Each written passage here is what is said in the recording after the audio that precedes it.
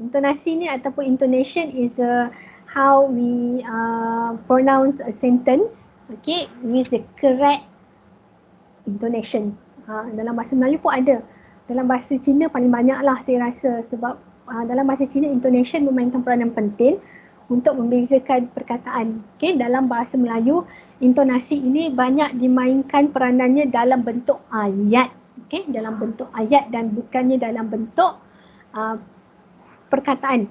Okay, jadi kalau awak ingat untuk tugasan cerpen, anda akan kena buat jenis salah satunya ialah jenis-jenis ayat lah. Okay, jenis-jenis ayat. Kalau dia ada pola ayat, jenis ayat dan juga bentuk ayat. Dan jenis ayat yang kita akan lihat hari ini sebenarnya diwakili banyak oleh intonasi apabila kita buat verbal communication. Okay. Nada suara naik turun yang wujud apabila bertutur, itu adalah intonasi. Dalam perbualan seharian, nada digunakan kadang-kadang tinggi bukan tunggu. Tunggu is weight. Tinggi dan juga rendah. Dan intonasi amat penting untuk membezakan bahagian-bahagian dalam subjek dan juga predikat ayat. Dalam bahasa Melayu, kita ada 4 jenis pola ayat. Okey. Pola ayat. Pola ayat yang pertama, nanti kita akan masuk dengan lebih lanjut lah. Frasa nama tambah frasa.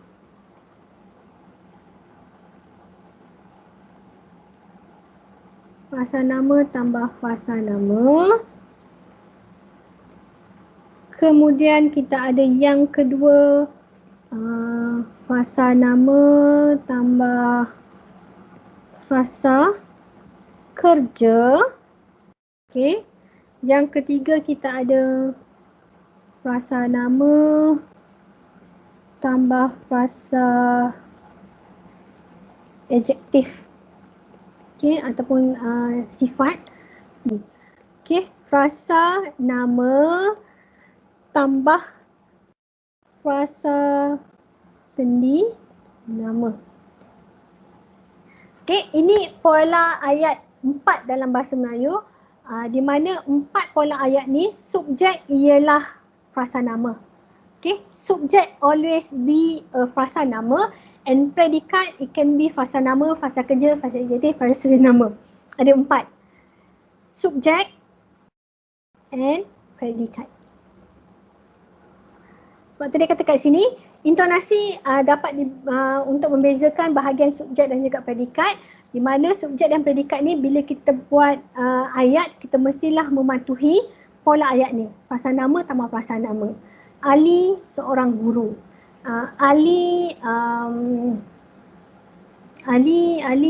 ke sekolah. Contohnya. Ali sangat kacak. Ali ke sekolah tadi sepatutnya pergi fasa seni nama. Okey, Ali ke sekolah. Ali sedang makan. Okey, itu adalah contoh-contoh subjek dan juga predikat lah, paling senang. Dan untuk pola ayat ni, bila kita buat ayat, kita mematuhi benda ni, kita boleh jadikan dia sama ada jenis-jenis ayat juga. Jenis-jenis ayat dalam bahasa Melayu ada 4 jenis, nanti saya bagi tahu. Sebelum tu kita pergi kepada tingkat nada dalam intonasi, di mana ada 4.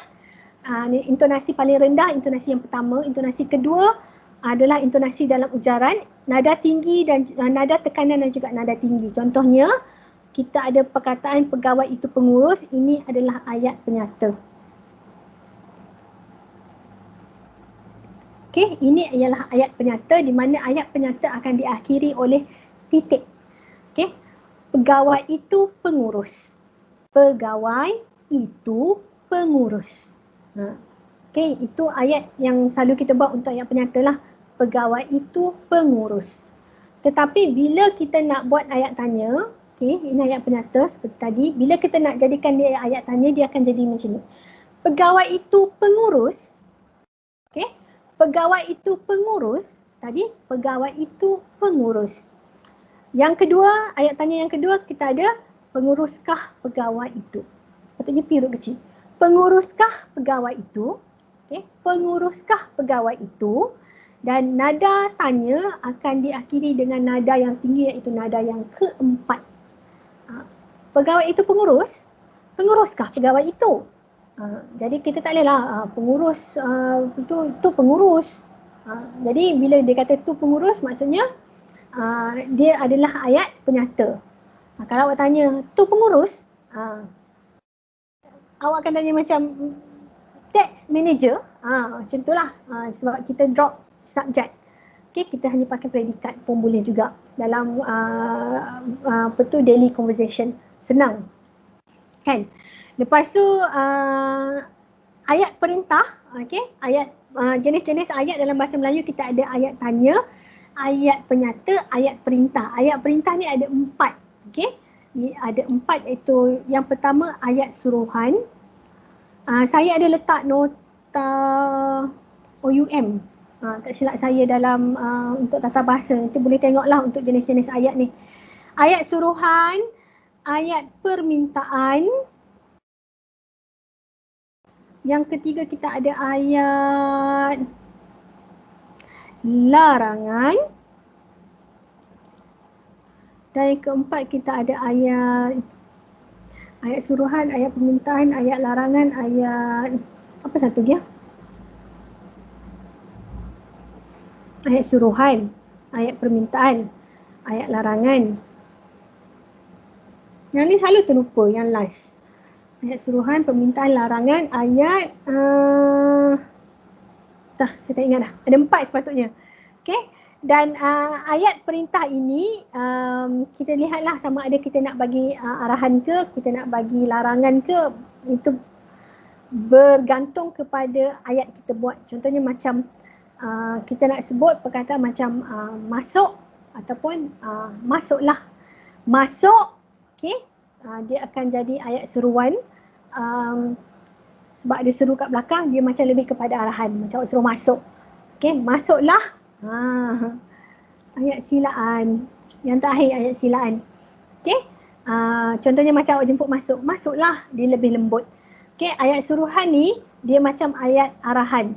Ayat permintaan you macam nak minta tolong. Ayat larangan you want to forbid someone to do something. Ayat silaan macam ayat lembut untuk jemput.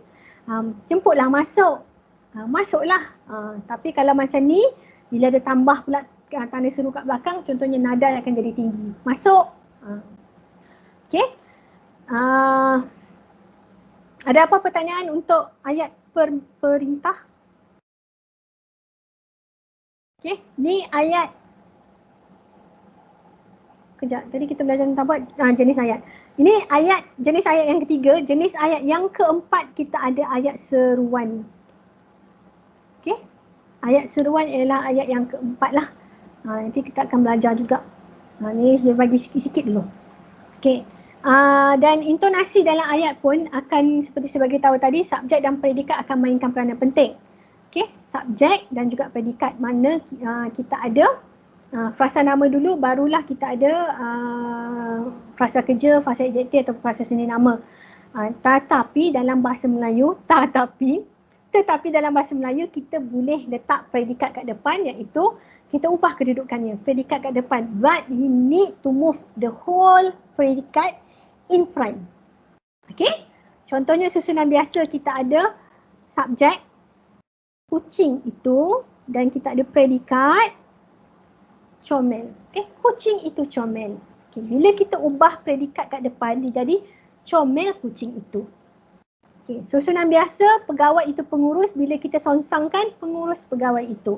Maka inilah yang berlaku bila kita jadikan intonasi dalam bahasa Melayu. Kucing itu comel. Okay. Kucing itu comel. Comel kucing itu. Ataupun pegawai itu pengurus. Pengurus pegawai itu. Jadi tingkat nada dia akan berubah apabila subjek ataupun predikat yang duduk dekat bahagian hadapan. Okey, selain itu yang memainkan peranan penting juga ialah ayat pasif, iaitu bentuk ayat, bukan bentuk ayat, ragam ayat. Pasif ni ragam ayat. Okey, ragam ayat kita ada ragam ayat aktif dan juga ragam ayat pasif. Ragam ayat aktif ialah menggunakan kata kerja aktif transitif, manakala untuk ayat pasif adalah ayat aktif transitif tadi, kata kerja aktif transitif tadi difasifkan. Macam Ali belum membaca buku itu. Ali belum membaca buku itu. Buku itu belum dibaca oleh Ali. Bila kita pasifkan, kita akan nampak ada di dan juga oleh. Dan objek duduk kat depan. Bila kita buat ayat aktif, Ali sebagai subjek duduk kat depan. Dan objek duduk dekat belakang. Ini saya akan bagi tahu lebih banyak masa kita belajar tentang sintaksis nanti. Okey. Jadi intonasi dalam bahasa Melayu, jenis ayat, kedudukan subjek dan predikat dan juga ragam ayat akan mainkan peranan penting. Kalau macam kita nak jadikan dia sebagai ayat tanya ke, ayat penyata ke, we need to use the correct intonation supaya orang tahu apa benda kita nak buat.